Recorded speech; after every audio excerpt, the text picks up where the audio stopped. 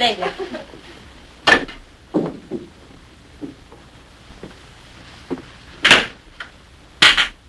Wow.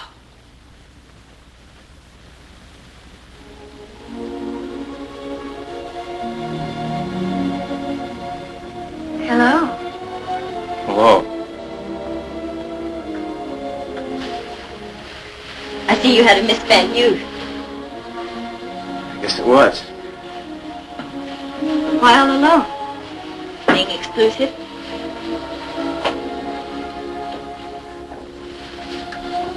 Being dramatic?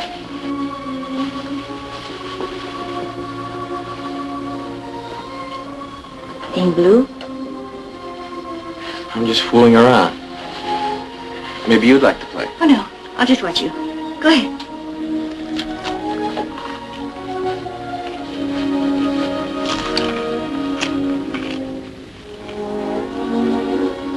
Do I make you nervous? Yes. You look like an Eastman. Are you one of them? Mm-hmm. I'm a nephew. My name's George. I'm Angela. Vickers. I saw you here last spring. I don't remember seeing you before. No. You've been away, haven't you? You took a trip with your parents. How did you know? I read about you in the papers. What else do you do? The usual things. You look unusual. That's the first time anybody ever said that.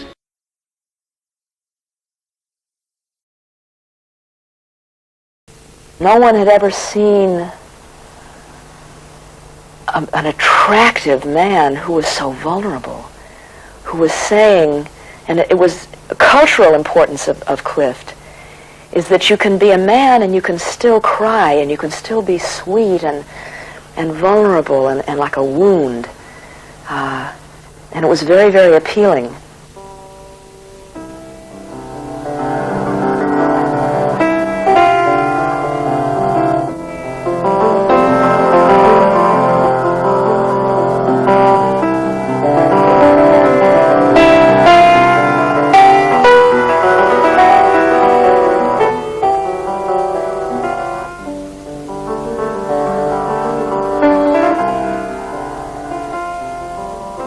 I find that it would be very difficult for me to separate, you know, the actor and the man and the brother. I think they're all intertwined.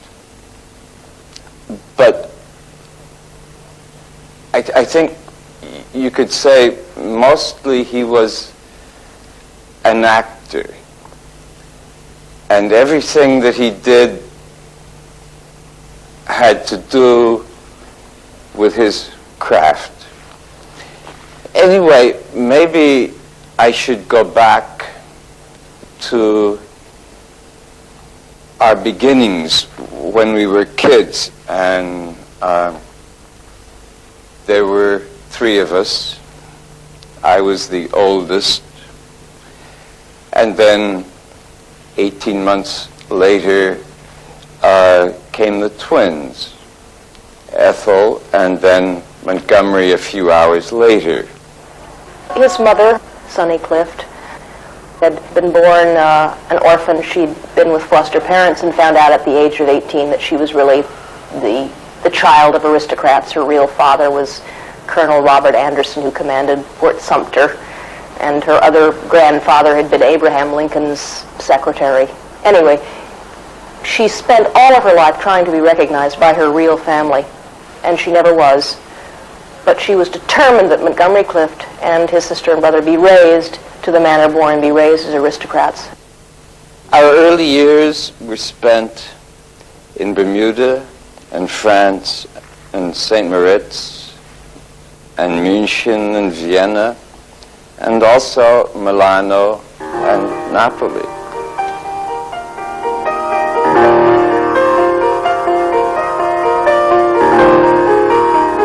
We were tutored everywhere we went in French and German.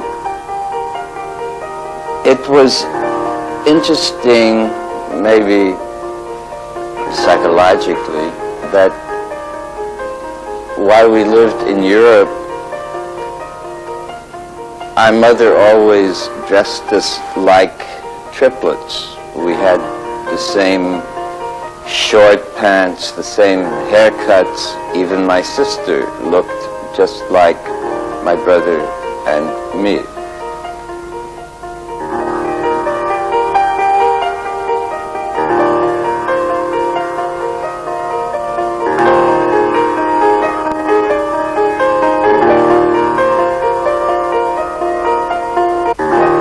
Marty gave his first acting performance at the age of 8 in our little Swiss apartment near St. Moritz before an audience that included his mother and our tutor and our nurse. While we were traveling, our father was back in the United States working very hard trying to become successful, whatever that means. But he was completely wiped out by the 1932 stock market crash, and we had to return to the United States. So when we got here, we were real misfits. But we had our French bicycles, which saved us from all the neighborhood children who couldn't really understand what we were about and why the girls seemed to like us. And I still don't know why the girls in Chicago would like us very weird people from Europe who didn't speak English very much. After a while, we went to Florida, and then my father got back on his financial feet, and we moved to Connecticut. My sister and I went on to college, but my brother always hated to be forced to learn. So it was very lucky for him that he got a part in a summer stock play, which was fortunately successful, and then went to Broadway, where it ran for 6 months. So he became an actor, a child actor, and Sonny Clift was the archetypical stage mother, taking him to auditions, telling him how to speak, coaching him. She always had a limousine take him to and from the theater. She spoiled him and pampered him, but always told him that you are the greatest, you're the finest, you are an aristocrat. He didn't know, by the way, anything about his mother's background until I think he was about 21 years old. He didn't understand why he was being raised this way, why he was being kept so isolated, until he was about 21 or 22, and his father finally told him. And Monty he couldn't believe that his mother had done it for that reason, for her own reasons, really, because she had wanted to find her family and to get an identity for herself. I came into the play There Shall Be No Night in the spring of 1940. I had to audition one evening, I remember, for the Larson. They said, fine, you'll be fine, come to rehearsal. So the next day was when I met Monty. Well, I had known Monty from the stage. I had seen him. He had already done, I think, 4 plays. This may have been the 4th play that he'd done in New York. And I had seen him in the first play that he did when he was 14 years old, called Fly Away Home.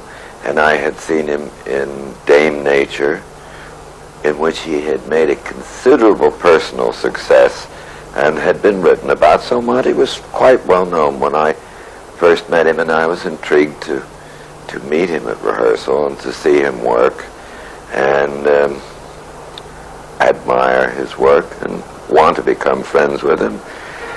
And did. We remained friends throughout the rest of his lifetime. He was 19. At that time, I don't believe I've ever known a more physically energetic, a more fun-loving, a boy that was so totally without any psychological hang-ups, who had every gift that could possibly be given to a young man.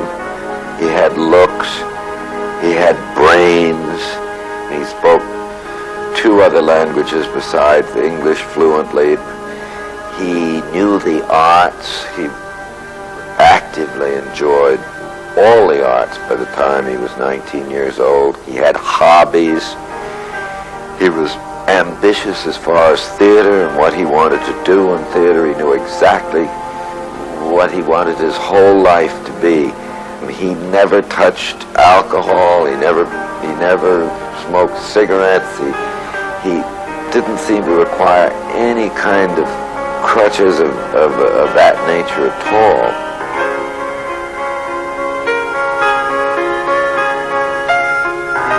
I first met Monty when he was a pupil of mine around 1940, it must have been, because it was right toward the end of the group theater. I'd already started teaching and directing, although I'd been an actor in the group theater for 10 years at that time. And one of the play agents that the group dealt with was a woman by the name of Janet Cohn. And she had a house in Pound Ridge, New York. And she was very friendly with Monty and persuaded Monty to take a little red barn in Pound Ridge. And so he had this little country place, and I used to visit Janet and visit Monty incidentally. And so when I did a play around 1942, a play called Mexican Mural, I had a lot of people from my class in the cast. Monty was one, Kevin McCarthy was another, Libby Holman, and Mira Rostova. And we got to be friends almost instantly. We had something in common, whether it was taste or a common taste, you know what I mean? It was a sharing of some kind. We all shared something, and I do think it was, we thought that we knew better than other people how things should be done. We were egotistical enough to believe that most of the things we saw were not well done. Most of the acting that we were asked to respect, we thought not very highly of. We thought that we were better than they were, or that we could perform or act better. We thought our taste was better. And therefore, in some way, I suppose that says we thought we must have assumed that we were more intelligent, more cultivated, more something. I don't know what. He was a remarkable person, and the fact that he was interested in us and liked us so much was flattering, possibly, to us, because he seemed the personification of a young prince with all the best qualities. He wanted to attain some sort of heights of, to be the most fruitful person, he used to say. I want to live the most fruitful life. Well, it's unfortunate that in some way the fruitfulness was a dark fruit, a rotten fruit, finally, in the end. At that time, I was married to Kevin McCarthy. Well, we all became friends. And then I got to know him much better the following summer when Kevin had just gone into the Army, was drafted. That's 42, and I had a job in a summer stock company in Cape Cod. And Monty'd been on tour for a year, and he came up there. And we did a play called The Pursuit of Happiness, and he played. He was always, there were a lot of jokes, there were a lot of, doing things as a lark. And so he put on blackface, and he played the slave, the black slave that comes into the play. The odd thing about him is that both men and women, both sexes, loved him. There was an extra quality about him that really was exciting and fun and dear. He was wonderfully dear and personal. I had been not well. I'd had a miscarriage, and I was staying out in the suburbs with my mother, and I was very depressed and felt very alone, and I called Augusta to talk to her, and she said she and Monty were together, and it was a Sunday afternoon, as I remember, and she said, "Can you get on the train and get in?" I said, yeah, but I can't walk very well. I'm weak. And she said, that's all right, don't worry about that. Monty will help you. So I got on the train and came in, and they met me in Grand Central Station. And I remember him very well. When I first saw him, he was very slight and very slim and incredible looking, alive, bright, marvelous face. And somehow they just got me out of Grand Central Station and got me to Augusta's apartment, which was 4th walk up. And I said, I can't, there's no way. And he just picked me up like a rag doll and just not walk, ran 4 flights up. And he was not breathing hard at the top. He was in incredible physical condition. And we talked. He was alive. He was funny. Not funny, that's the wrong word for him. He was zany. He had a kind of mad, wild, crazy way about him. And witty, very witty. And the combination of the two was just sheer wonder, sheer delight, I forgot that I had lost a child. I forgot my husband was flying a plane. I forgot, I mean, you just were, you became alive. He made everything alive.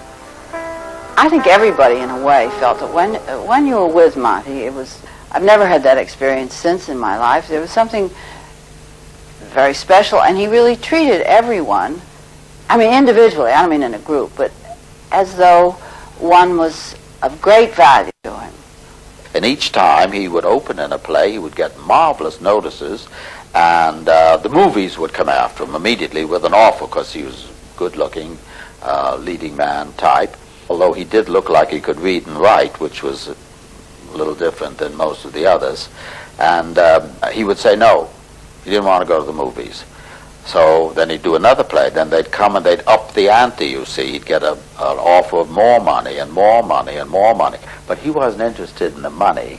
What Monty wanted was to get story approval and director approval. Because then he felt that his creative work could be protected. But then when my husband Fred, got out of the Air Corps, that was in November of '45, we were in Palm Springs. Monty was out here for the first time. They were negotiating with him. This was his first real involvement with Hollywood, and I use that in quotes, with the film industry out here. And he was beside himself. He was wild. He didn't want to do it. He wanted to remain in the theater. Didn't want to do films, and yet I think in some sense he understood that the media of film was, an incredible media, so he was kind of torn. But the people that he dealt with, we got these insane phone calls about how he was going to be, they were going to have to carry him away, he was going to be locked up. He was kidding, but he was beside himself, and could he come down? And he said, get on the plane, come. And then this magic would start. Just being there, just being with him. It all became fun. Hard to explain, but he made everything in those days. Everything that you did was like an adventure, was crazy. You never got worried about anything. Nothing was ever too hard. God knows you couldn't get bored, even scraping the paint off a floor or something. You couldn't get bored because he was full of this craziness. And we had a 1-bedroom in that house with twin beds. We were living in it and fixing it up. And an old, terrible couch in the living room, which Monty was assigned to. And we'd be exhausted at night, and we'd fall into bed. And Monty would appear in the doorway like a child and say, I'm lonely out there, it's lonesome out there, dark out there. And so he'd either get into bed with Fred, or he'd get into bed with me, or we'd push the beds together and we'd all get in the same bed. And in the strictest sense, it certainly was not sexual. There was no sexuality, there were no sex acts involved. It was just, we were like kids, we were like children. I remember that Monty and Augusta and I went to Cuba, I believe it was before 1947. I've seen those photographs. We ran those pictures again, and it was so beautiful. We went to Havana. We went out to the gambling. This was before, of course, before Castro. This was at the time of Batista was still in power, and you could go to Cuba easily. And there's a scene in there where we were throwing coins to these little native children that seemed to be, poverty-stricken natives along the Malecon there. And Monty was fascinated by all these faces. That's Monty shooting at the film, and I'm throwing the coins around it. And we took pictures of each other. We were doing a lot of pictorial stuff, and beautiful. We'd never known anything like it. Monty was always there, and he was always with us, and wanted always to be there.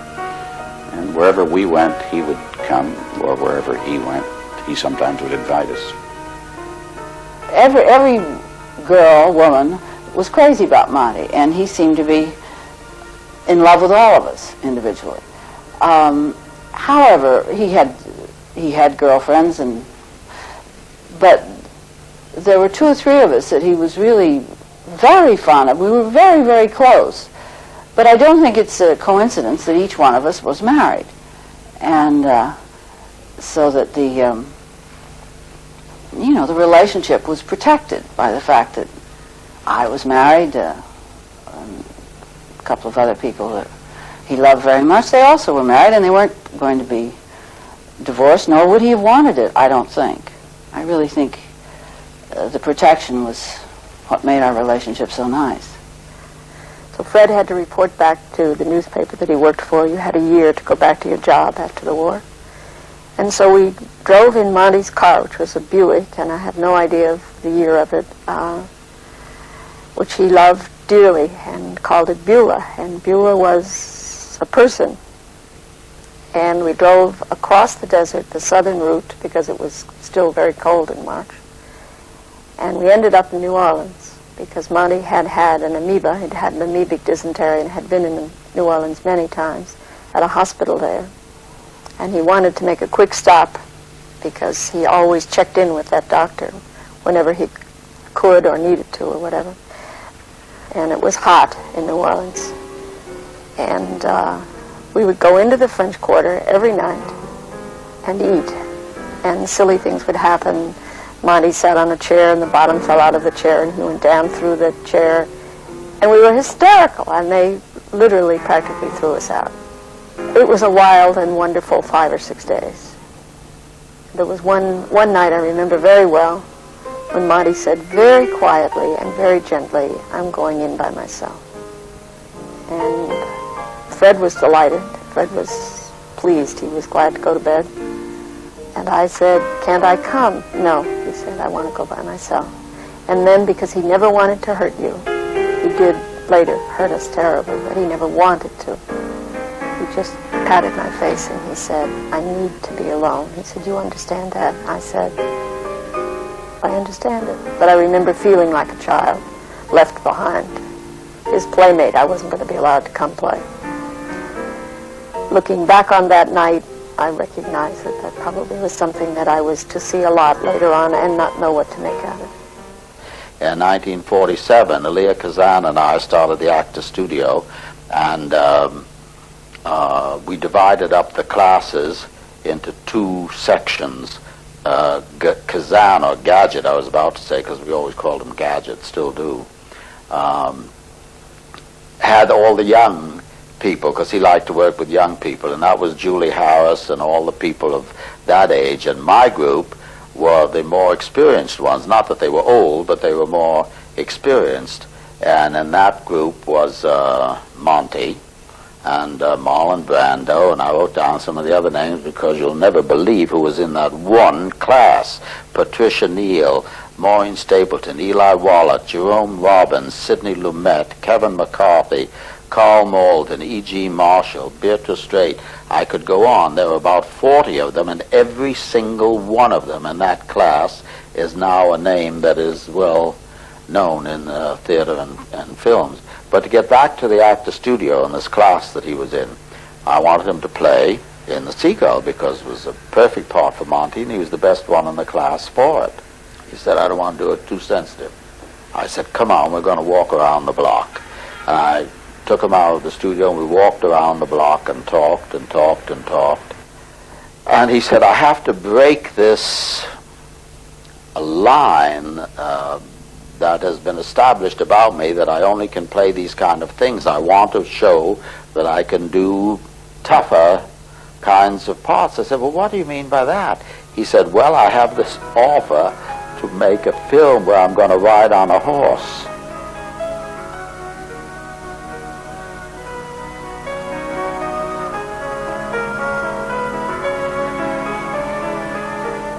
Monty was one of the most exciting actors of his period. It's hard to imagine today how thrilled people were. Teenagers went wild about him. They screamed when they saw a Montgomery Clift movie. Monty was a true seminal influence in the movies and in acting. What's fascinating about his whole technique is that mysterious quality in his mannerisms, his eyes. He moves in a very lumbering manner. One wonders, what is there about him? You almost want to go in and sort of help Monty out. He was the first actor, male actor ever, to have this plaintive quality about him. He wasn't only a sex symbol, he was kind of like a mothering symbol. People wanted to mother him. And it was a most amazing debut for any film actor. And his influence still pervades.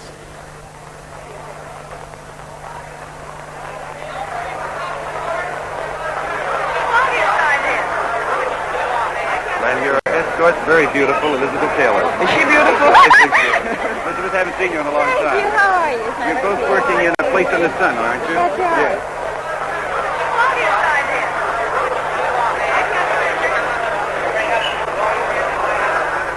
And I came home one day, and there he was, talking with my father.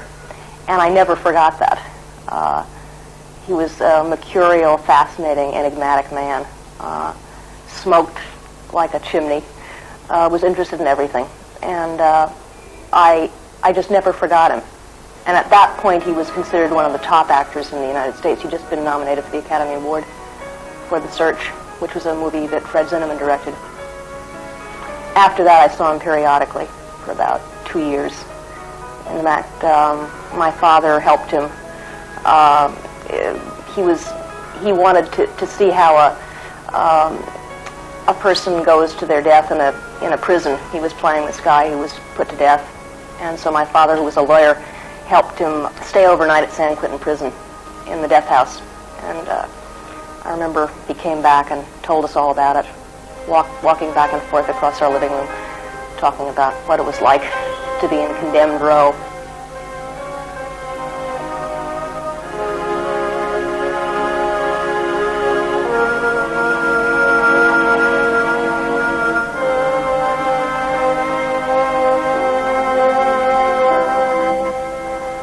His relationship, his friendship with Elizabeth Taylor was an extraordinary one. It went back to when she was 18 and he was, I guess, 27 and making Place in the Sun, and she fell in love with him.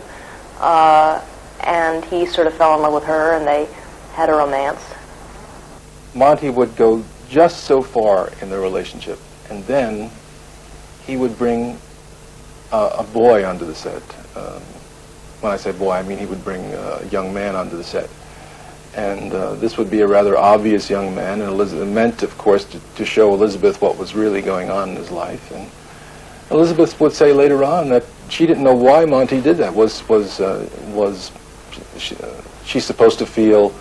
Was she supposed to say, "It's okay, Monty," or was she supposed to pat him on the back and say, "It's fine with me"? What she finally did was to go over to Monty and say, "Anything you want to do, anything you want me for, is all right, and I will be here." Kevin had been in the London company of Death of a Salesman, and he and Monty had started talking about writing a screenplay together. And so Monty wanted to work on it. So between films, he came to London and he saw us, and anyway, somehow we cooked up a plan that we would all go to Italy when the play closed. And the play closed in January in London. And so we had a small boy who was 2.5. The little kid that you see in the photographs is actually me now, grown up 32 years later. And I think the only thing that's really interesting to me about Monty, Kevin, and Augusta is, well, the impression that three very passionate, intense people would have had on a young kid's mind. And a sense now, and this is just a totally, a total fantasy, is the notion that if you grow up as a young kid with three people around you instead of two parents, you end up thinking a lot about three, you know, when you look back on various points in your adult life, your relationships often fall into three. There was this little kid and there were three people dealing with him.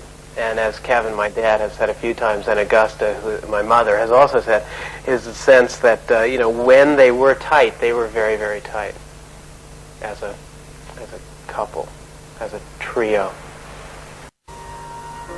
We all, the three of us, the four of us traveled. And we flew to Rome, and we spent about, I think it was 5 weeks, 6 weeks in Rome, and then we went down to, well, we went through Positano, but what's the, I can't remember now, what's the town below? Amalfi, that's where we were.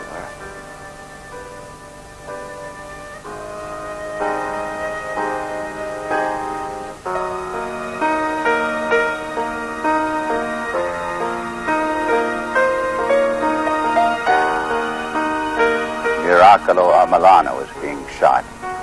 Monty and I went up to Milan to meet Vittorio De Sica. It was wonderful to have a few moments in the streets of Milan where some of that was being shot. It was through Monty, of course, and the interest of the Italian directors and producers that we met people like De Sica. I remember an incident or two in Rome where we were taken to parties because, of course, Luchino Visconti was hoping that Monty would make a film for him, I believe. But they would have to take us if they were going to take Monty someplace. So we all went together. And we even, we had a wonderful luncheon in Visconti's beautiful house. And then we were all to go on to this costume party. We didn't have any costumes really, but we stopped under the headlights of a car, and somebody burned a cork, the old thing. We made up our faces and put bandanas and glasses and everything, and we all went to this wonderful dance. But the thing about being with Monty really was that everything was heightened, and it was always fun, and you always were kidding and laughing, and sometimes at people's expense, but usually it was pretty good-natured. But there was sort of, you felt very special because we had such a good time together.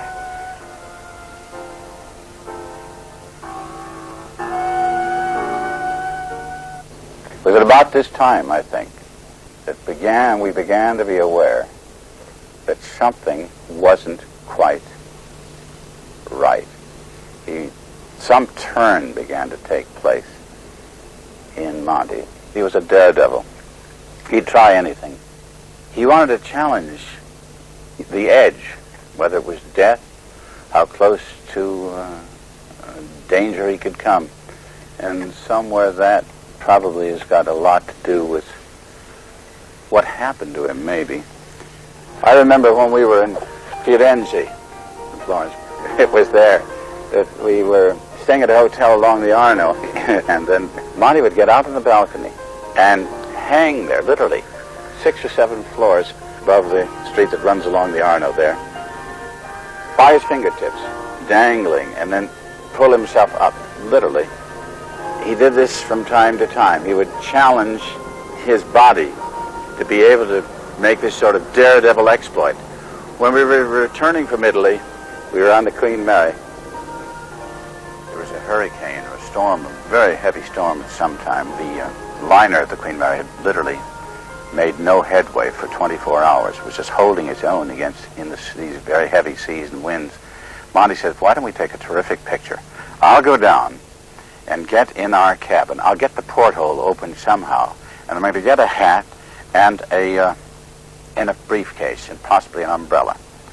And I'm going to be hanging out of the porthole saying, I'm getting off. I just said, I'm not going to look. And I would refuse to watch because I was absolutely certain he was going to kill himself. I think people that are daring people are very aware of the fact that it would take a total reverse of the planet for them to get hurt, you know, or when they get hurt, that is the end, you know. And Monty had that incredible veil of protection around him. At times I would see him almost, when he would bang himself or he would somehow injure himself, but it was almost on purpose as a defiance against this protection he had. In 1950, I met Monty Clift one night at a bar on Lexington Avenue where I went in to see a girl I knew. And he was there. He used to go over with the owner of the delicatessen there and make him come in with him, this old man, and he'd buy him a drink. And two guys walked in, and one guy was drunk, and he looked at Monty, he walked over, and he gave him one shot and broke his nose, and Monty went flying right out of the chair on the floor, and I fell backwards. It was unbelievable. It was like a real barroom brawl. And so Monty and I started to talk, and we kind of got friendly. And he called me at work, and we started to just buddy around, and we had a really interesting crew of people that were around us at that time. People like Judy Balaban and Arlene Cunningham. Roddy McDowell came on the scene later. Eventually Merv Griffin. It was a very exciting group. And we literally used to see each other almost every day. I was just turning 18, I guess, and Monty was then 32. And he had just finished making A Place in the Sun. And he was Montgomery Clift, which was, of course, an extremely romantic thing in my eyes. He was very much like an older brother in many ways because he was extremely generous to young people. He was a person who, I think all of us who were friends of his in those days and have spoken about that time with him, had a sense of him guiding us to the best of ourselves. It was a very special generosity in relationship. We had a lot of fun, but Judy was a very close friend, Judy Balaban, and we used to spend a tremendous amount of time together. I think they were very close, very much in love for a while. Yes, we were in love. I certainly was very much in love with him, and I think he with me. We spent almost a year together, seeing only each other. Her father was a very important guy in the motion picture industry. But I thought for a while there they were going to get married, but I don't think Monty was going to marry anybody. We did, but we did speak about getting married.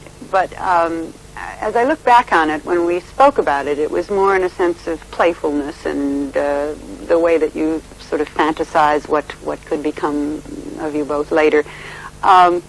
I was just turning 18, as I said. Monty was very conscious of the difference in our ages. Monty also, because he was a person who was deeply concerned about choice in life, made me conscious that I really had only begun the process of making choices about my life.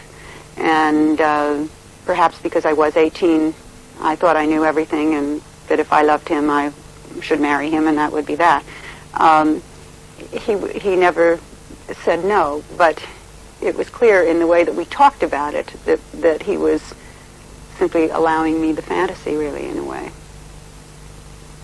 It was clear to me in those days that there was a kind of an energy inside of Monty that as much as it was responsible for his joy, it was also responsible for something that was on the other side of him. Because the role was so much he being the older one and he being generous to me about guiding me to grow into the fullest part of myself, he was very reluctant to share that with me, as though it were some sort of burden that he would carry and it was his responsibility. I wished, when I got older and we were still friendly, I looked back on the time and wished I had been a little more mature and had understood that a little better, because perhaps I could have given him something more than I did. He was always having to hide. He led a double life. You know, he went out with women. He had affairs with women, but he also had affairs with men, and he had to keep them very quiet. And I think this was very hard on him. I don't think he liked to hide. And he went and, you know, he made very elaborate kinds of defenses and protections for this kind of double life.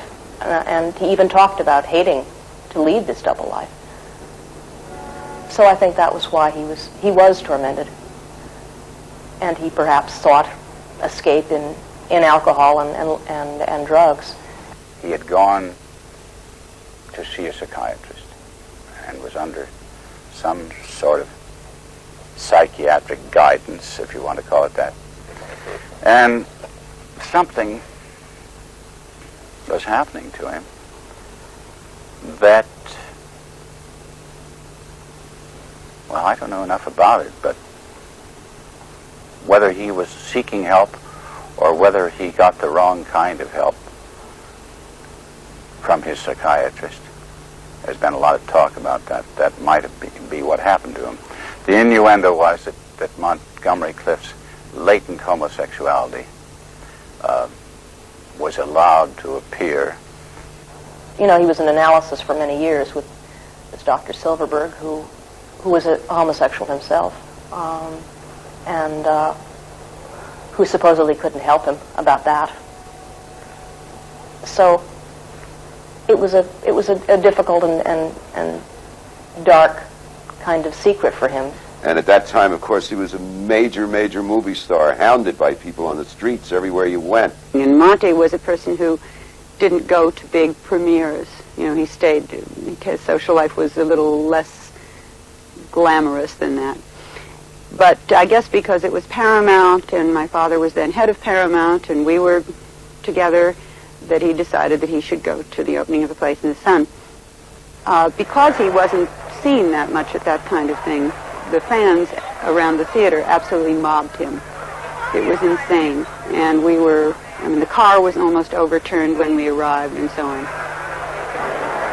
right. I must say, it's a pleasure to be here.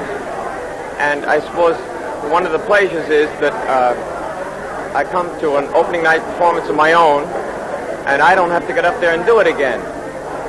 So when we got into the theater, it was decided that in order to get us out safely, that we would leave. We were sitting in the loge upstairs, and that we would leave just a bit before the film was breaking so that we could be sort of escorted by these guards out and back to the car. And it didn't work exactly, because they saw Monty getting up and people started swarming again, and it got very much, you know, like a sort of a riot. It had a very uncomfortable feeling. We had gone to a restaurant, and we were sitting there talking, and it was quiet, and there was only one other couple sitting in the booth right in front of us. And the girl, very sort of carefully and in a very unobtrusive way, turned around and looked at us. And during the course of the dinner, she went to the telephone. And what had happened is that we were trying to get down to the Italian street fair downtown. And we'd stopped to get something to eat. So we finished the dinner, and we started out, and we got to the sidewalk, and suddenly he said, "Ron." And I turned, and I don't know how many people it was, but it seemed as though there were at least 50 people rushing toward us. Well, fortunately, I don't know, you can't get a taxi in New York usually, but there was a taxi, and I jumped out, swung open the door. It's a wonder the cab accepted us, because he flung himself in the cab, shot across the cab. I jumped in, slammed the door, and the crowd hit the side of the cab, and cracked, and broke the window, right? And we found out later, put a dent in the cab. So, of course, the cab driver, he had to explain to the cab driver, he wasn't charged for it or anything like that. But it was that sort of thing, you know, trying to keep in touch. was a life and death game. And that could very well have been, instead of the side of the cab, it could have been him. He liked to bounce things off of people in working. And he had worked for years, I guess kind of, I don't know exactly what their method was, but he had worked with Mira Rostova and bounced things off, I presume, because he had this brilliant mind and theater and acting mind.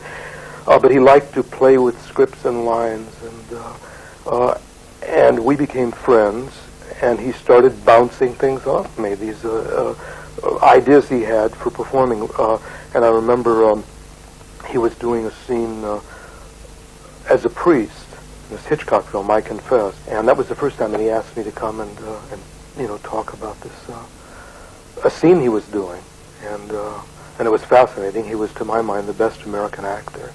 And it was extraordinary to see how his mind worked.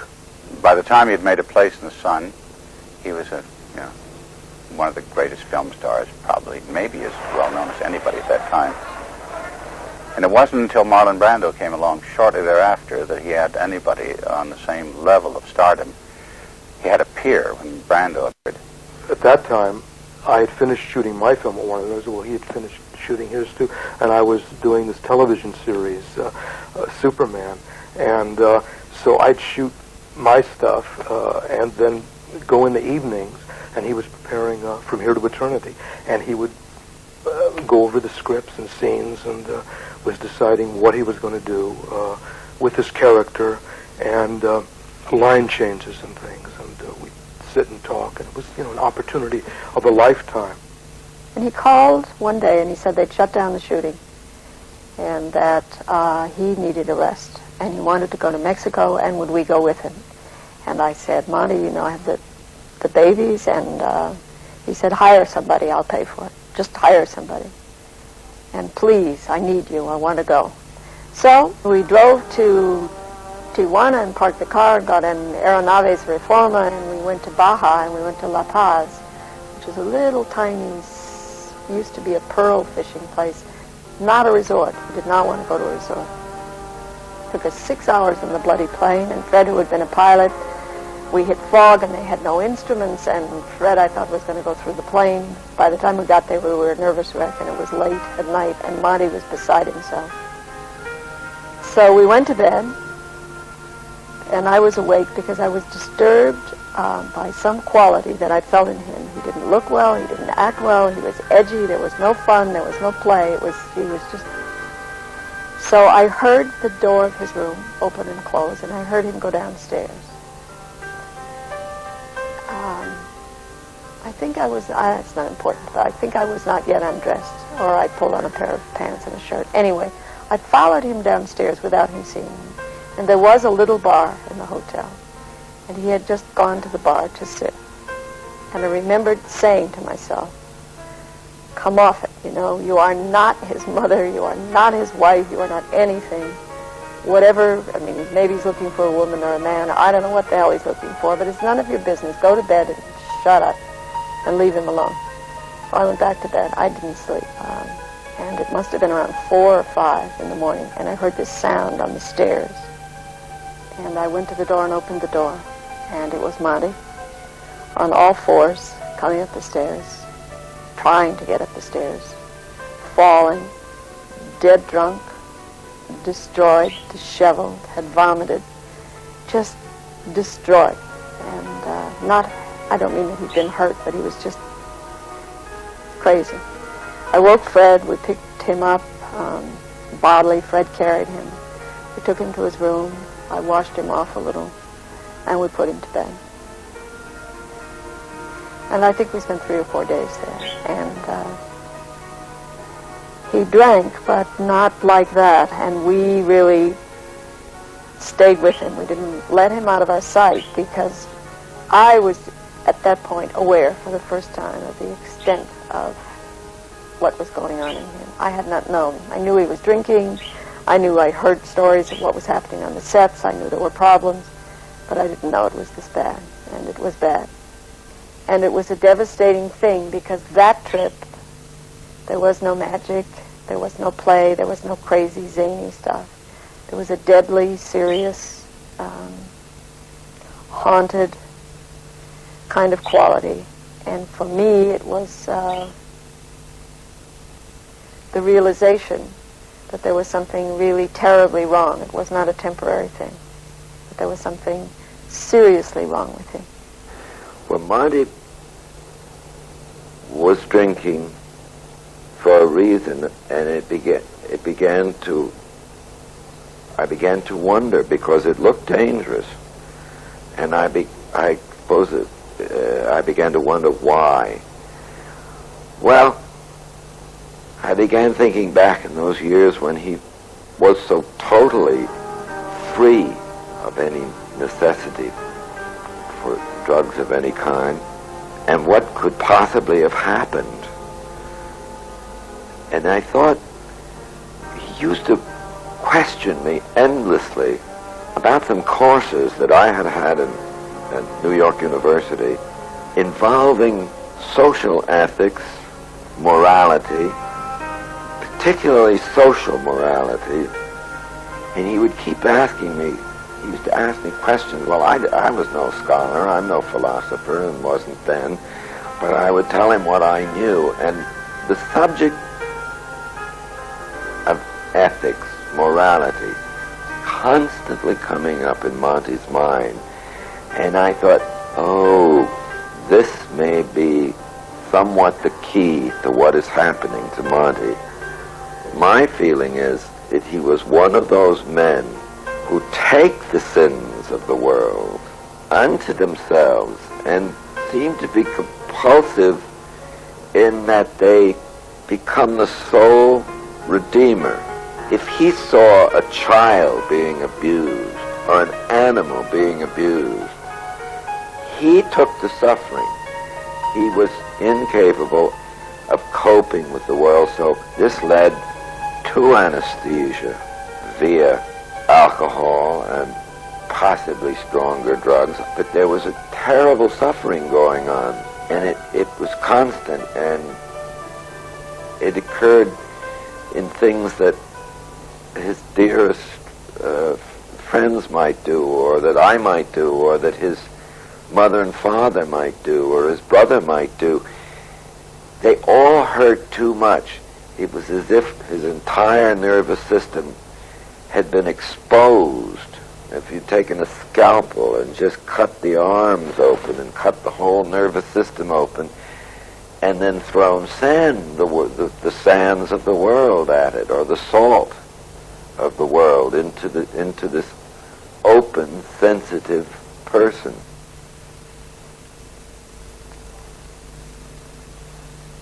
It had always been his real wish to have a home. He needed a home, and I think he knew by then that he couldn't always have a home with us or with the McCarthys, because it wasn't. He needed his own. So he bought a beautiful brownstone on 61st Street. He called us and said, come, Fred, remodel it for me. Jean, you can do the decorating, or help me with the decorating.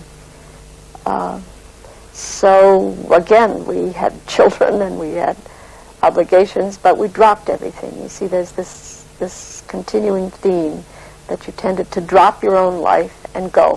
When Monty needed you or wanted you, you went. Anyway, Fred went back, wrecked the inside of the brownstone. By then, I mean, took out walls, took out a staircase, took out a fireplace, rebuilt, and then Fred came back, and I went with Monty to start picking out carpeting. And during the time that Fred and I were there together, Monty became, we saw a whole other side of him. He became frequently the boss. He became authoritarian. He pulled such things as, I paid for your trip here, and I want this, and I want that, and I want it now, and this is taking too long. Fred, I think, was not ever able to forgive that. Ever. Yes, he paid for our trip, but no, he did not pay Fred for working 17 hours a day and knocking out and so forth. Monty bought theater tickets one night for Augusta and Kevin and me and Mira and I don't know who all. There was not a ticket bought for Fred, because Fred was to stay there and finish a job. And Freddie really never forgave him for that. I didn't really forgive him either, but I fought back. I said, you know, I'm here, but I had some sort of feeling I was here as a friend. And I'm not going to finish this today. I'll take care of it tomorrow. Doing the work on the brownstone, I would often wear an old sweater, an old shirt of Monty's, or an old jacket, or, you know, the place was cold and it was whatever, and I'd put on an old jacket and I'd have Kleenex. I'd reach in a pocket and I'd pull out a handful of pills. Blue, gray, red. Some of them I recognized, some of them I didn't have any idea what they were, but they'd just be loose in his pocket along with tobacco and whatever. So it became very apparent, and I don't know whether we were reluctant to look at it or what, but it became terribly apparent that he was on, you name it, he was on it. He was drinking heavily, and the combination was dynamite. We put him to bed many nights. Sometimes I would go in and have to shake him awake, and he would be absolutely slugged with Nembutal, Seconal, whatever. There were bottles, apothecary bottles of 500 Nembutal, 500 Seconal. We lived in Libby Holman's townhouse, which was up the street, because the brownstone was not livable, and Fred would have to go back to California, and I would stay on. And Monty and I, you know, quotes, lived together in the sense that we both stayed at Monty's friend's house, but there was never, we were not in any other kind of a relationship. He was at that time deeply in his relationship with Libby Holman. Monty seemed to have a great need for a relationship with an older woman. There had been several in his life. Libby, at this point, was in her mid to late 40s, and she had had several tragedies. Oddly, they were with younger men about the age of Monty. Her first husband had committed suicide. Her second husband had committed suicide. So by the time she had met Monty, she had seen a great deal of life, and she was very sophisticated. No one really knows exactly the intimate details of Monty's relationship with Libby Holman. But one thing is clear, that she was extremely possessive of him. There was much speculation about what her presence in his life meant.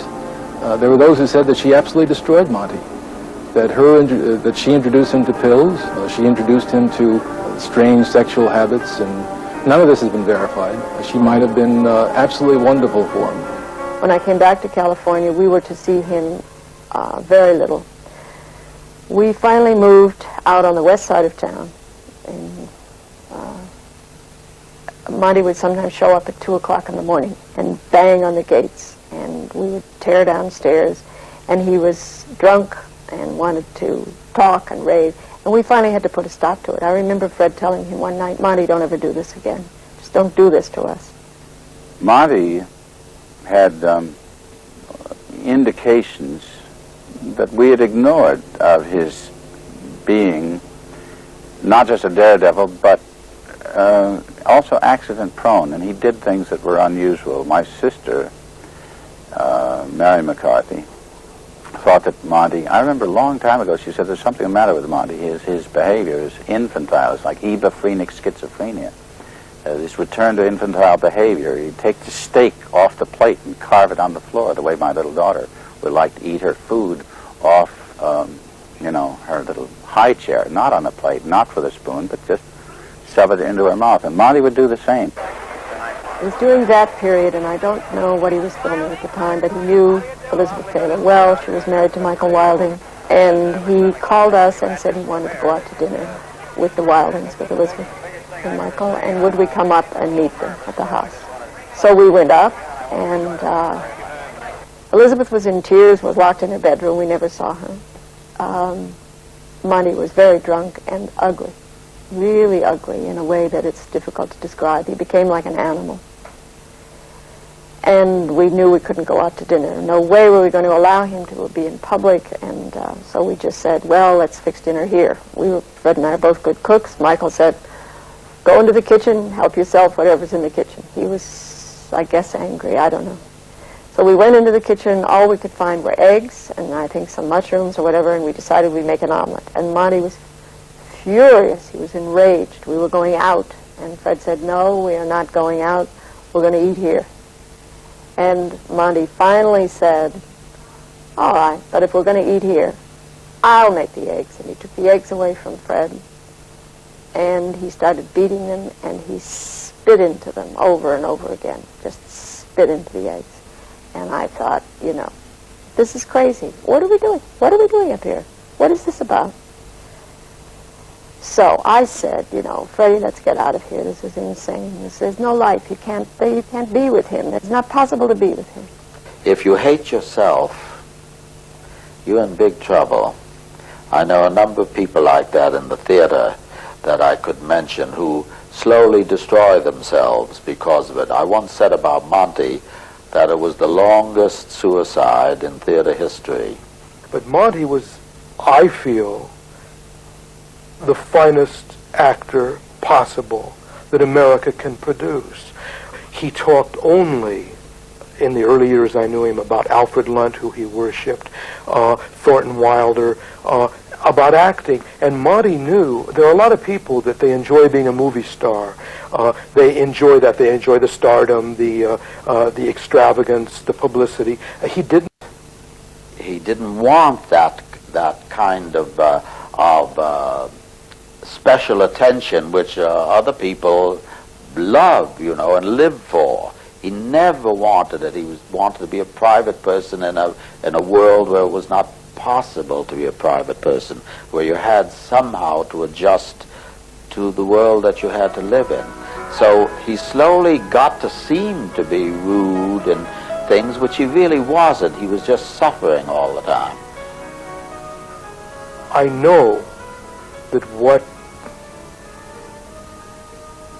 ate at Monty was the inability to fulfill himself as an actor. We'll say to play Hamlet. And I'm one of the people, I don't know who else, but I used to hear his Hamlet. He was always working on a Hamlet. Monty felt the ego and the need to challenge himself with these parts. He said to me after The Seagull, and it was the last time he really did something on stage, that he hadn't realized, because he'd become a star, and this was in 1953, that when he walked out on that stage, he said, I walked out with $4 million of publicity on my head. And it changed it, and he never fulfilled himself.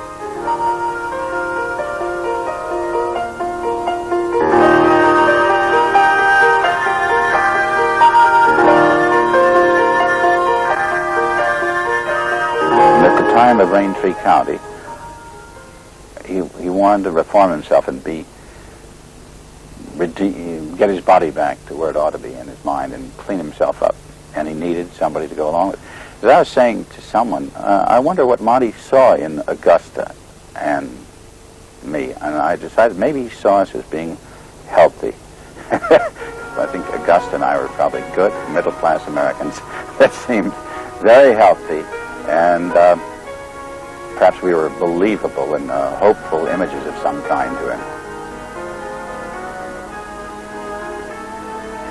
At any rate, that night, I went up to this party up on Beverly Estates Drive at this beautiful house that Liz Taylor and Michael Wilding were living in, and I found that Monty was on the wagon. He was emulating my teetotaling and was not taking anything to drink of any kind, and was on his best behavior. That night, I left early because I had to go up to San Francisco. I said I was saying goodbye to him. He said, no, wait, I'm going to leave too. And we went out into the little parking area outside Liz's house, and we talked for a while, and he talked about how tough it was to work in films. Now, it was as though there was a gap between his understanding of what happens when you act and the Hollywood imagination of what happens when you act and what you do and how you are when you are. He really was depressed by his experiences in front of the camera here. Talked a little bit about that, and we got in our cars, and I started down, and it was quite a steep descent. And as we were proceeding down, it was about 11 o'clock at night, I would guess. And that time, the Beverly Estates Drive was not built up. It was a fairly lonely road, and there were a couple of very sharp hairpin turns in the hill going down. I became aware that Monty's car was coming up very close behind me. The headlights were much too close, and I was getting a little bit nervous. And there was a turn coming. I thought, if he should bump me, I'm going to go right through that fence there and down into the canyon below. So I tried to pull away from his car by speeding up a little bit, and I made the turn very quickly. But on the next turn, I was watching in my rear view mirror. I saw the lights going, his headlights. I could even see a cloud of dust flailing back and forth, and suddenly there were no lights in my rear view mirror. There was nothing there. I turned my car around, assuming he was stuck, and I drove back the 150 or 200 yards to the point that he seemed to be. As I came up, my headlights disclosed that his car was smashed up. The front end was all battered and bashed. And I looked in, and Monty's body was crunched up underneath the dashboard somehow. How he got down there, I don't know, but evidently as he came around that last turn, or as his car was swinging around, he either blacked out and faded out, and he had some sort of experience of blacking out, I'm told, or I heard later, after the fact. And the impact of these turns as the car was hitting one side and another along the embankment, and there was a telegraph pole involved there somewhere, I believe, too, a telephone pole. And I reached in, tried to open the door. You couldn't get the door open to see. I think I went back and got my car, drove it up closer to throw a little more light into the interior. And as I looked in, I could see what looked like a face all ripped apart. Blood and no sound of any kind. I assumed that, I guess I was afraid that he was dead. There seemed to be no alternative but to leave him and go back, and that's what I did. I drove back up to the house and alerted Michael and Liz of what had happened. And we got back down there and looked into the car, and Monty was moving a little bit. And Liz, I said, we can't get to him. The doors are jammed. And she went through the back door. She climbed over the seat, and she somehow got down into the car and was able to somehow cradle Monty's broken, battered head. And he said, my teeth are, and evidently his teeth had been knocked out, his front teeth, and they were stuck in his throat. And she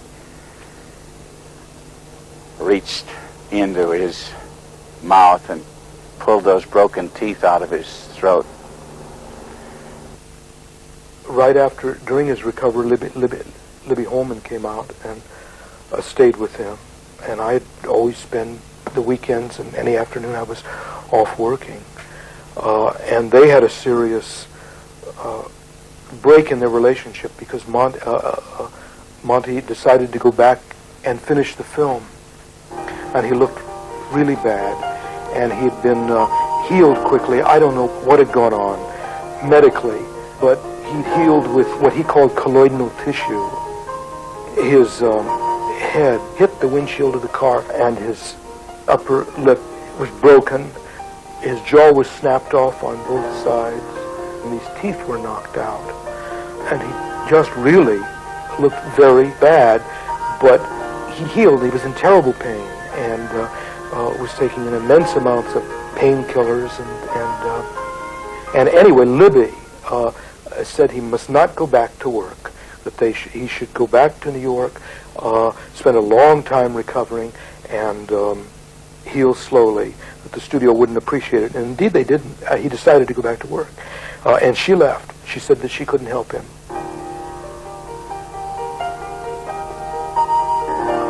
Monty did go back to work. Was nearly finished shooting the film. And I was there one Saturday with him by this swimming pool, and he disappeared. he had this bedroom that he'd put up black curtains. It was like a sick room. And he was gone, and he was gone, and he was gone. And I got worried about him. And I went into the house, and I heard this noise. And I realized it was Monty weeping, but just weeping. So anyway, I left. He didn't see me. And I went out and sat back outside as the sun slowly set. And Monty came out after, like about another hour. You could see he'd been crying. And he said when he went into the house that he looked at himself in the mirror for the first time since the accident. And he said, do you know, I still think I have a career. I still think I can work again. And I realized that he'd finished this film, Raintree County, thinking he had no career, that he'd never work again. But he just finished it out of this obligation to finish it, looking the way he did.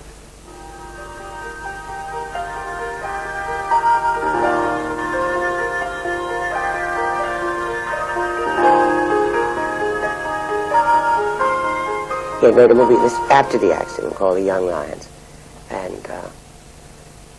he called me and said there was going to be a showing of it, and would I come, because he really felt that his work was very good in that, and I was more surprised that he would say such a thing. He'd never said such a thing of himself or his work.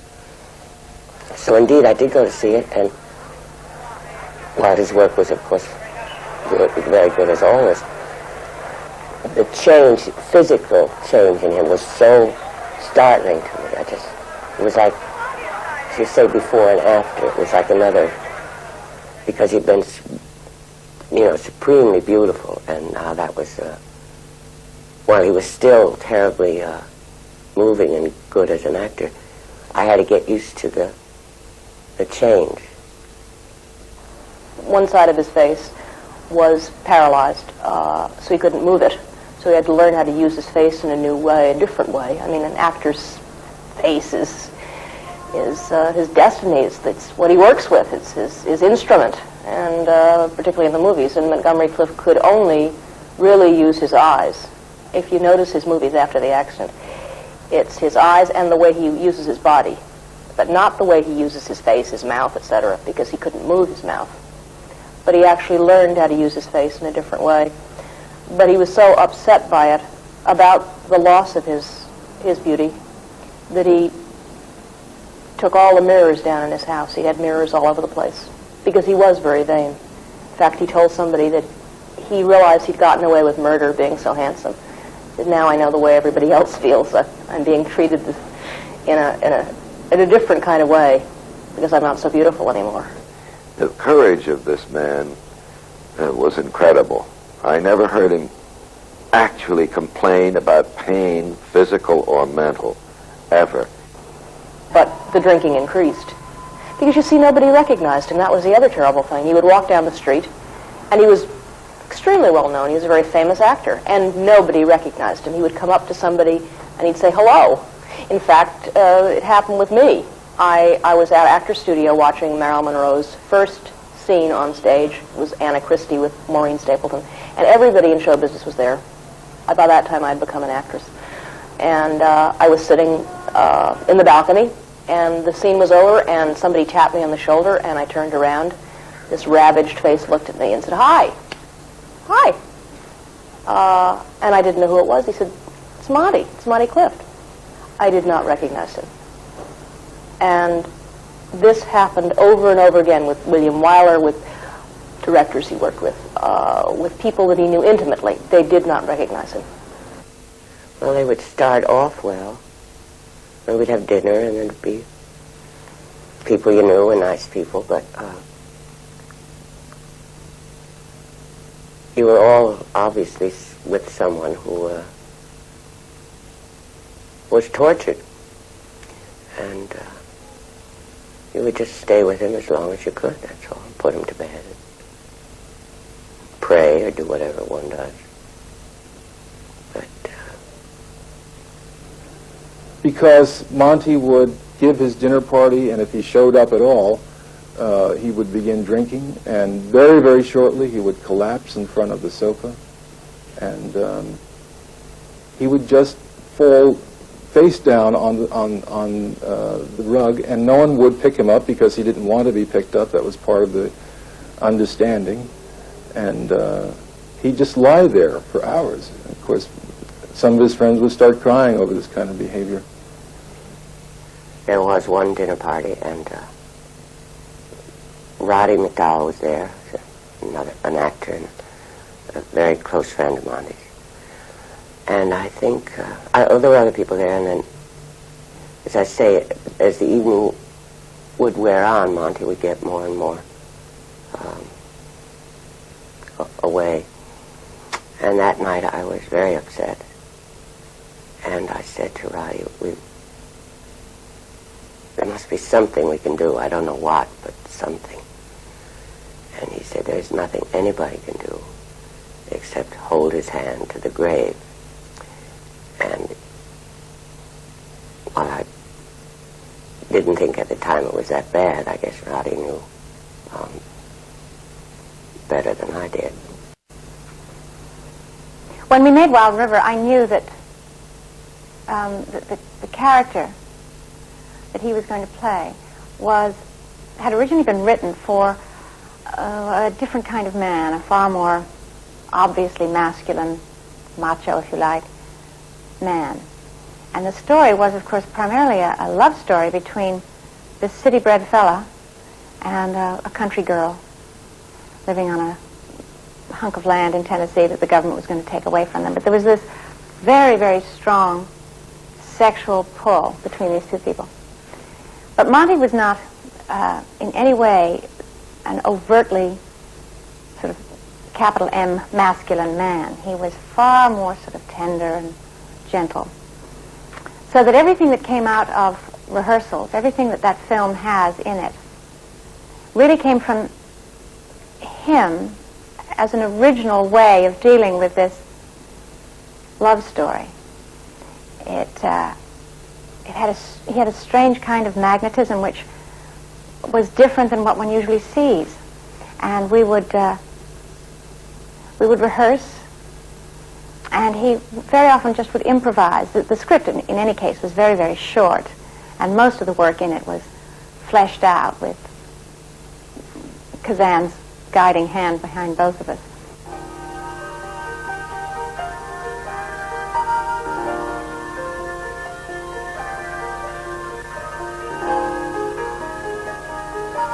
He had no confidence in himself at all, as an actor, as a man, as a person, with friends, although he had many friends who loved him a lot. But his lack of self-esteem, I thought, was very touching, very moving, very sad. And there was an element of sadness in him all the time. But whatever was troubling him, or whatever his demons were, you just tried to be as supportive as be there when he needed you, or do whatever you could for him, because he didn't outwardly ask for help. He didn't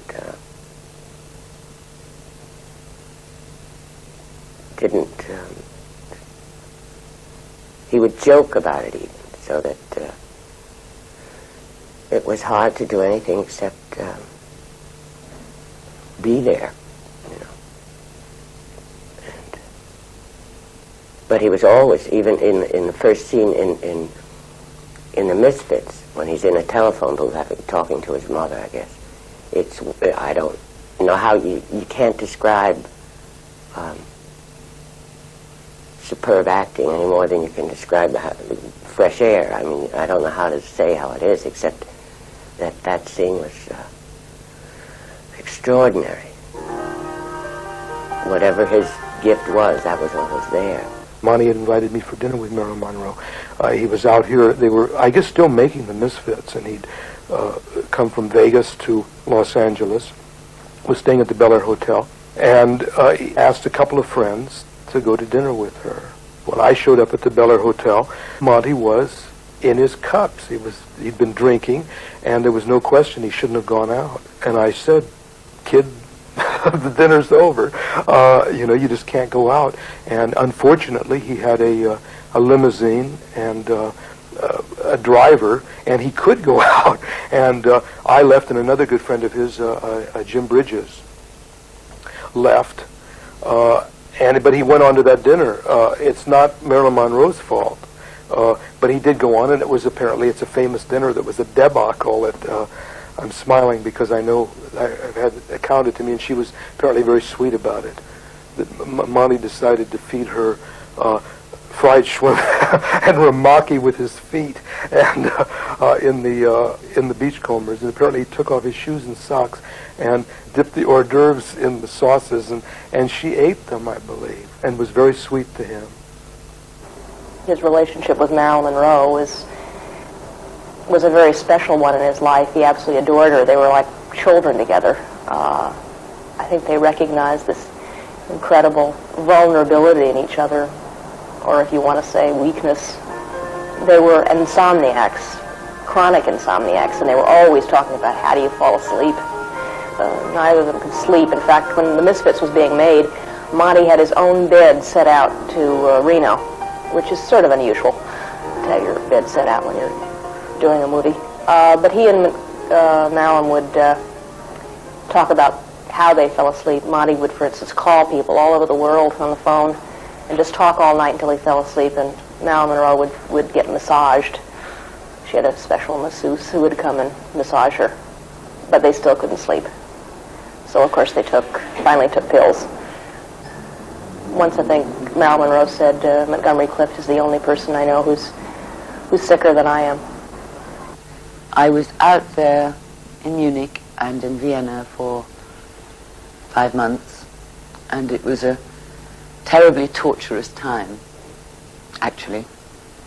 It was a very, very difficult subject, of course, and Monty, I had no previous Monty to compare him to. I just knew he was a wonderful actor, and I enormously liked him right away. And he was extremely generous and extremely forthcoming, but I didn't understand much about drink and drugs, I suppose, and I not a lot about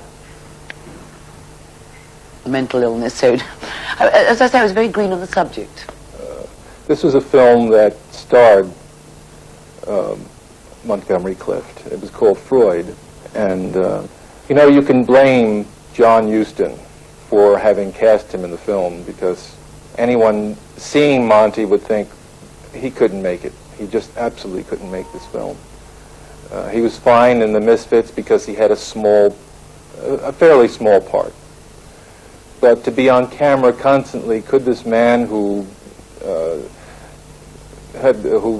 fell into the shakes every afternoon and had the DTs, could he have, you know, done a major film? But Huston, as he said later on, was fooled by Monty's great performance in The Misfits and his seeming energy in the film.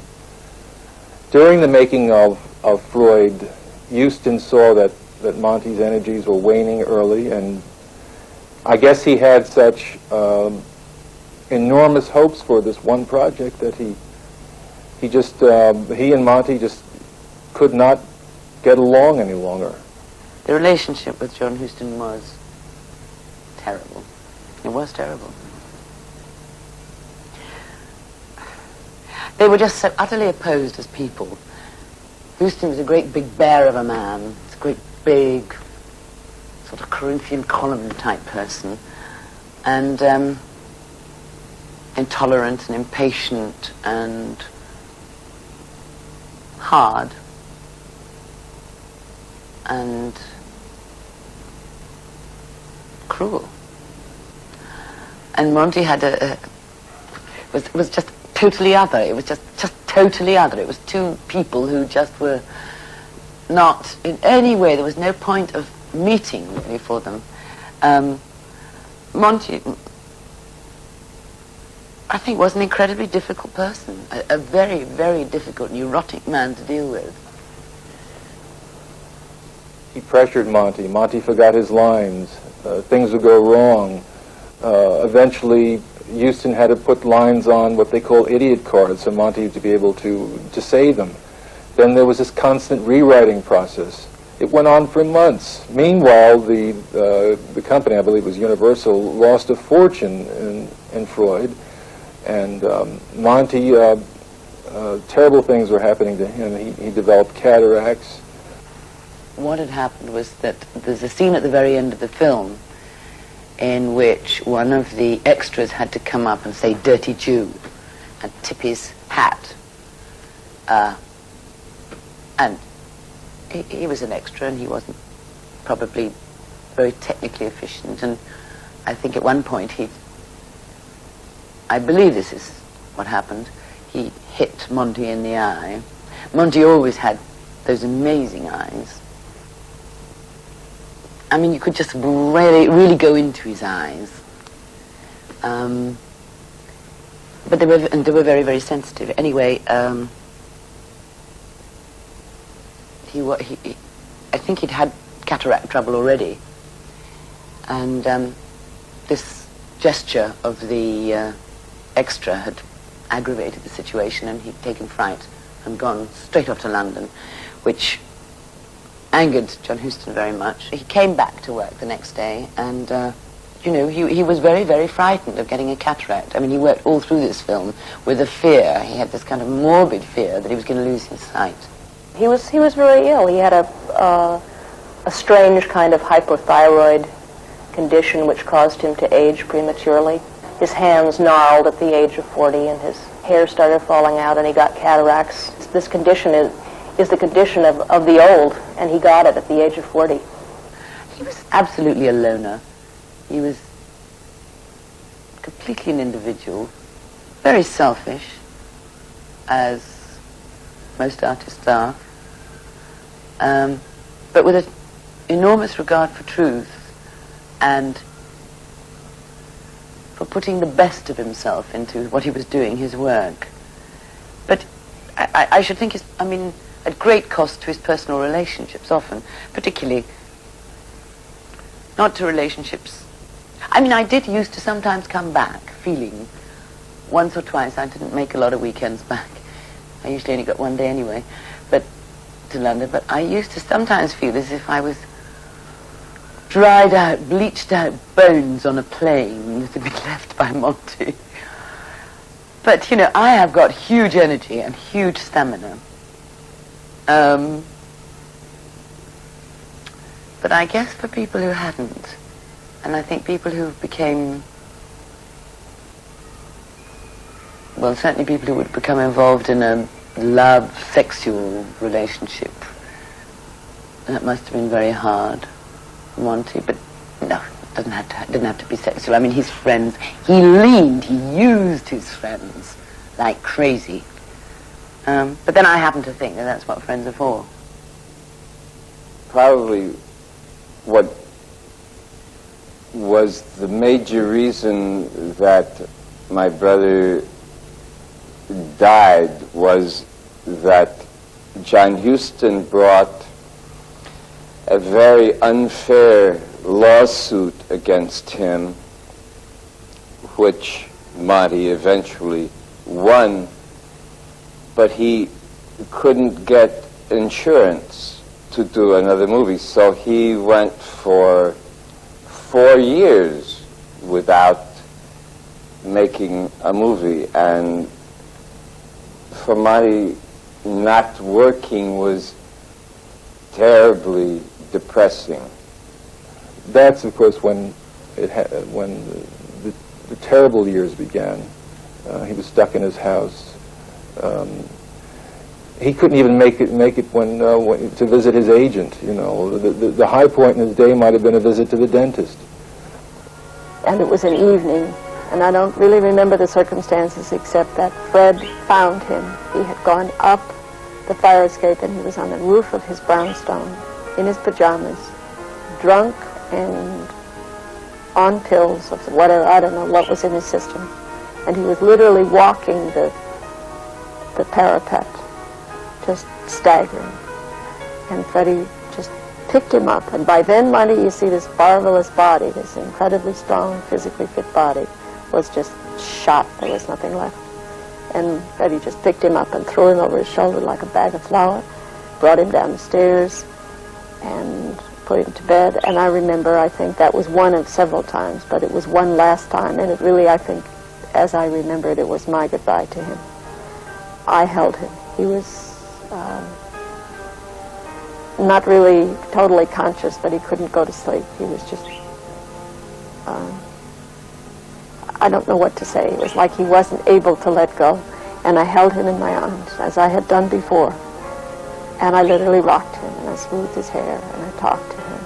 And I could feel him relax. And I remember he went to sleep in my arms, just cradled. And I put him in bed and covered him up. And I really, as I think back, I know that I said goodbye to him then.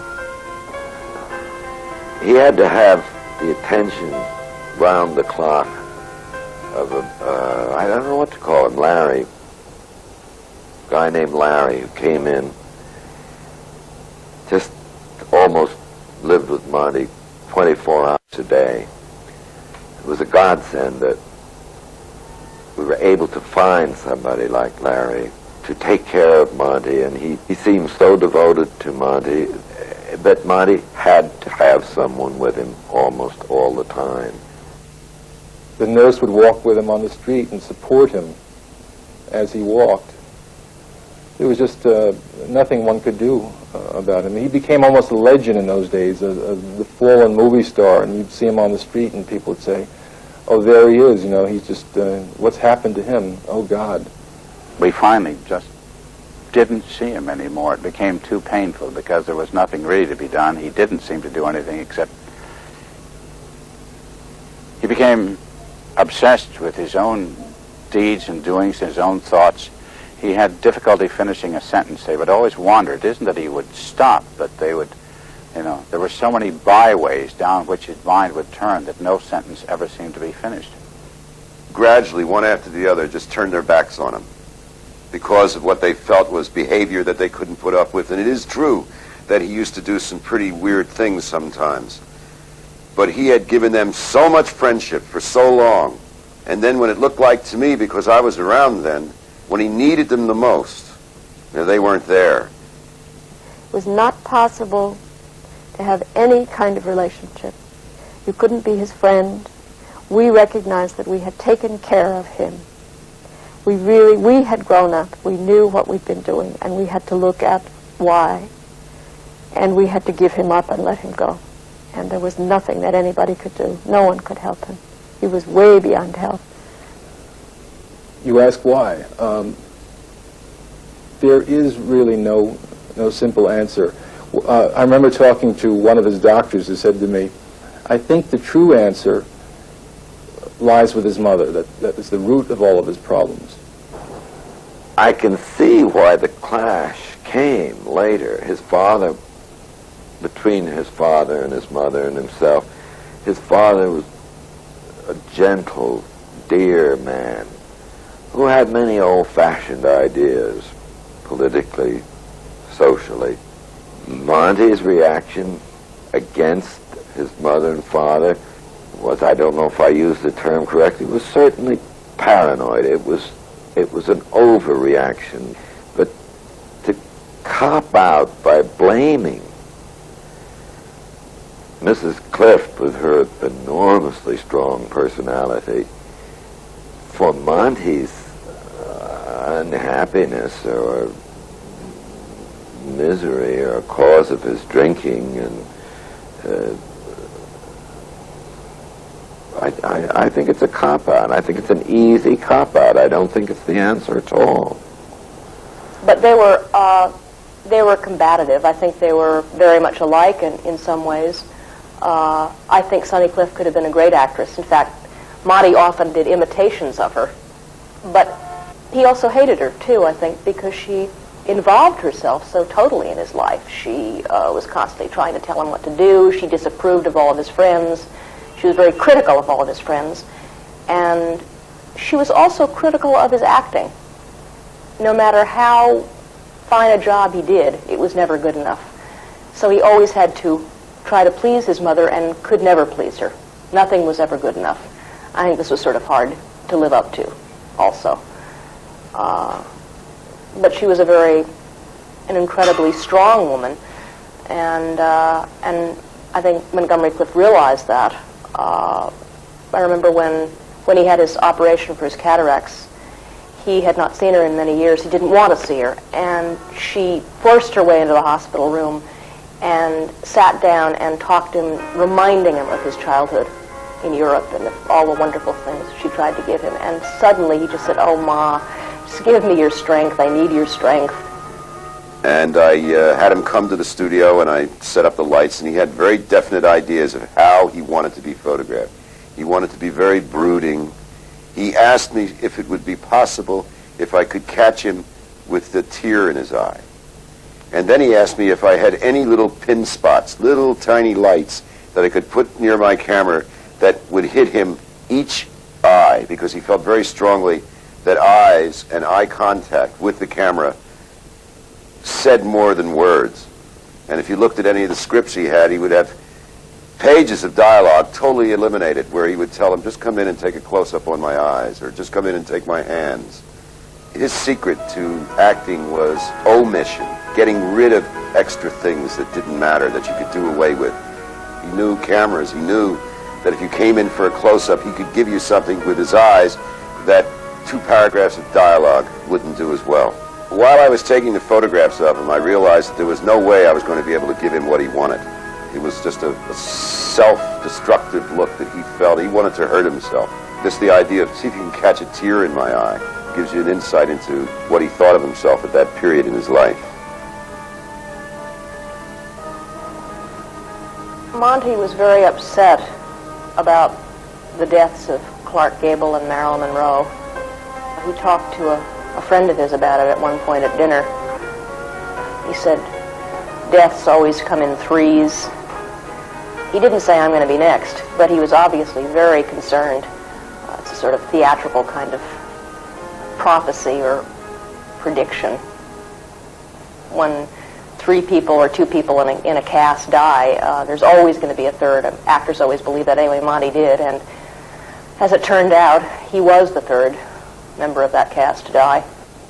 At the very end, when he was desperate to get back into the movies, his old friend Elizabeth Taylor did try to help, and she did a wonderful thing. She was at that time receiving $1 million per picture, and she was slated to go into a film called Reflections in a Golden Eye. And she said, I will only appear in this film if my co-star is Montgomery Clift.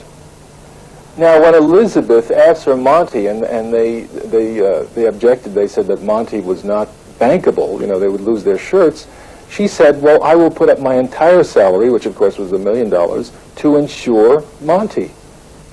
And that's when he realized he had to show everyone that he was insurable.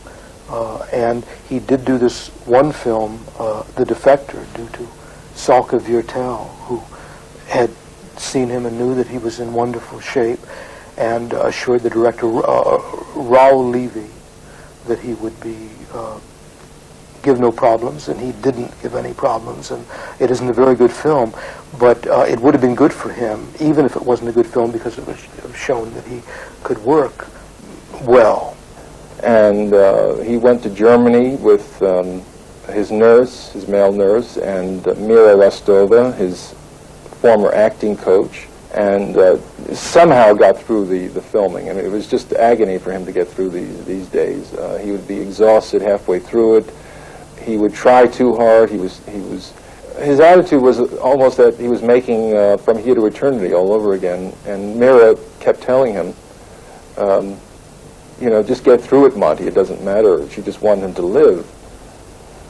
And he did things like in The Defector, he would jump into the Danube in the freezing water. Everybody else on the bank was wearing fur coats. Then the current swept him away, and he had to be picked up by grappling hooks, and that hurt his shoulder and his back again. after the defector, it was like a new life for him. It was like a rebirth, because he had showed everybody that he could remember his lines, contrary to what Houston had said. The future was like just beginning. It was as if he was about to make his first movie. But he had a calcium deficiency, and he loved his steaks too much. So the cholesterol built up, and then he was also in pain, you know, for years from his automobile accident. So I have to think that maybe his premature death was maybe for the best, because it was very painful to live. The last day of his life he did spend alone in the house, although Larry was there. He really wanted to be by himself. He didn't want to talk with Larry at all. So Larry let him be by himself, and had the door of his bedroom was closed. And at one point, late in the evening, Larry realized that The Misfits was going to be on television. He thought maybe Monty would like to see it. And he knocked on his door and he said, "The Misfits is on. Do you want to see it?" And Monty said, "No, absolutely not." And that was the last thing that Larry heard him say. He died that night. Died of a heart attack. That's what the coroner told me. A man whom I know, whose name I won't mention, he's a man in show business, came up to me at a very large party as I walked in and was saying hello to everybody very happily and gregarious about the evening. He came up to me, and I'll never understand this to this day, sort of smiling, said to me, "Hey, did you hear?" And I said, "What?" And he said, "Monty Clift died." Well, not only was I shocked by what he was saying, but the fact of a person who had such a smile on his face, I don't think he meant to be cruel, but there was such an insensitivity to that, and so much the opposite of what Monty was, for a person to tell you about another person's death as though it was a piece of hot news that you would just go, "Oh, well, no, wow, I didn't hear that." I'll never forget that. I think it's one of the strangest moments in my life. It's funny, at the funeral, people tended not to know one another. They were all sitting in isolated parts of the church. They just sat there, not talking, and it said so much about his life and his relationships with people, that he could not really organize his entire life and make it one. He couldn't introduce friends to one another. He had so many different problems introducing some trashy friend to some movie star friend, you know, that kind of thing. One of the most perceptive eulogies after his death came from the Vatican's Osservatore Romano, which said in an editorial that there was in his solitary life an example to remember, the example of his integrity as an artist, of his contempt for success without problems, or for wealth without scruples. It was as though there were two sides of Monty. There was this lovely, beautiful, incredible human being, and there was another darker side to him. And his whole life was a battle, was his fight, his inner fight. And that side killed him. That side won out. The self-destructive Monty destroyed the other person. And it was a tremendous tragedy. But I look back on all of it, and I can only say that I feel blessed that I knew him. I feel that it was a gift. I have this recurring dream that my brother is alive, and we meet in a bookstore, and we sit at a counter, and we talk, and he asks me how I feel about his resurrection. And I answer, well, I guess you never died. And I think that's really true. I don't think he ever will. Thank you.